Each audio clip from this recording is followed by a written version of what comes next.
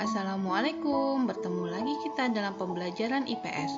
Pada kali ini kita akan belajar tentang materi perubahan sosial budaya, submateri faktor pengaruh perubahan sosial budaya.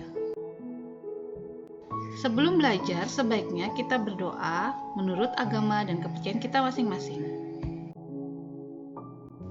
Tujuan pembelajaran kali ini yaitu pertama, melalui video pembelajaran dan PowerPoint, peserta didik mampu menganalisis faktor penghambat perubahan sosial budaya dengan benar. Kemudian, melalui video pembelajaran dan studi literasi, peserta didik mampu mengaitkan faktor penghambat perubahan sosial budaya dengan keberagaman suku-suku yang ada di Indonesia dengan benar. Yang terakhir, melalui kegiatan diskusi, peserta didik mampu mempresentasikan hasil diskusi tentang faktor penghambat perubahan sosial budaya dengan benar. Faktor penghambat perubahan sosial budaya. Yang pertama, kehidupan masyarakat yang terasing. Masyarakat yang tinggal di pedalaman atau hutan-hutan belantara, mereka tidak pernah berinteraksi atau berhubungan dengan kondisi luar. Dengan kehidupan mereka yang terasing menyebabkan mereka tidak mengetahui perkembangan yang terjadi pada masyarakat lain, sehingga mereka akan sulit berkembang dan memperkaya budayanya. Faktor penghambat perubahan sosial budaya yang kedua yaitu perkembangan ilmu pengetahuan yang terlambat.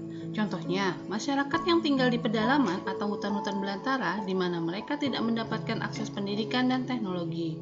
Dengan ilmu pengetahuan yang terlambat mengakibatkan mereka lambat juga dalam perubahan sosial budaya. Tetapi ada juga loh daerah yang terisolasi atau sulit dijangkau, komunikasi dan transportasi, namun memiliki keinginan kuat untuk memperoleh ilmu pendidikan. Bagaimana dengan kalian? Apakah perjuangan kalian juga seberat itu dalam menempuh pendidikan? Jangan lupa, kalian harus terus bersyukur karena kita dapat menerima akses pendidikan dengan lebih mudah. Caranya, selalu bersemangat dan bersungguh-sungguh dalam menuntut ilmu ya. Faktor penghambat perubahan sosial budaya yang ketiga yaitu sikap masyarakat tradisional. Maksudnya adalah masyarakat sendiri yang menolak terhadap segala sesuatu yang bersifat perubahan atau modern. Masyarakat ini menutup diri terhadap orang asing atau budaya luar. Mereka memelihara, menjaga, dan mempertahankan tradisi, adat istiadat, sistem nilai, sistem norma, dan sistem kebudayaan yang diwariskan oleh generasi pendahulunya. Contohnya adalah suku Baduy Dalam di Banten. Mereka memilih mengisolasi diri dari dunia modern. Anak-anak tidak mereka sekolahkan secara formal, mereka hanya boleh belajar dari lingkungan alam. Mereka menolak segala bentuk teknologi, kendaraan, dan alat elektronik.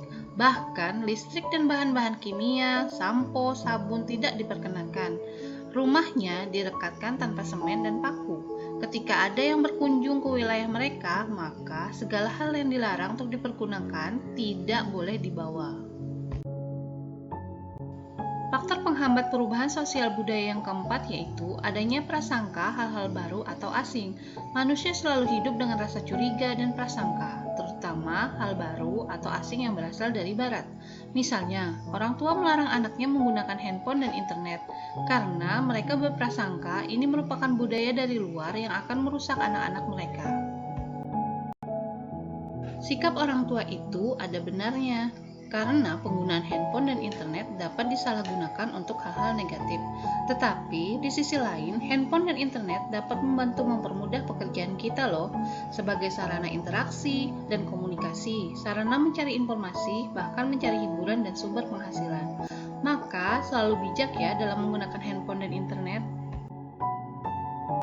Caranya bagaimana? Yang pertama, gunakan untuk hal-hal yang positif. Yang kedua, gunakan pada waktu dan tempat yang tepat.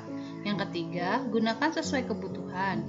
Yang keempat, meminimalisir dampak pada tubuh. Yang kelima, alokasikan waktu untuk bermain teknologi atau disiplin membatasi waktu penggunaannya dan membuat aturan. Faktor penghambat perubahan sosial budaya yang terakhir yaitu adat istiadat atau kebiasaan. Adat adalah pola perilaku masyarakat yang dilakukan berulang-ulang sehingga menjadi kebiasaan. Ketika ada hal baru, masyarakat yang sangat menjunjung tinggi adat akan berusaha menolak. Contohnya, pada awalnya petani membajak sawah menggunakan tenaga kerbau dan memotong padi menggunakan alat sederhana. Hal ini telah dilakukan secara turun-temurun. Mereka mempunyai pekerjaan tambahan dengan membajak sawah dan memotong padi dengan cara lama. Ketika traktor dan mesin pemotong padi diperkenalkan oleh pemerintah, awalnya petani menolak penggunaan mesin-mesin tersebut. Butuh waktu yang cukup lama, akhirnya para petani dapat menerima perubahan tersebut. Hal ini karena perubahan yang terjadi telah berdampak baik pada pertanian mereka. Alhamdulillah telah selesai pembelajaran kita kali ini. Ingat, setiap masyarakat pasti mengalami perubahan. Pilihlah perubahan yang membawa kebaikan. Terima kasih. Assalamualaikum warahmatullahi wabarakatuh.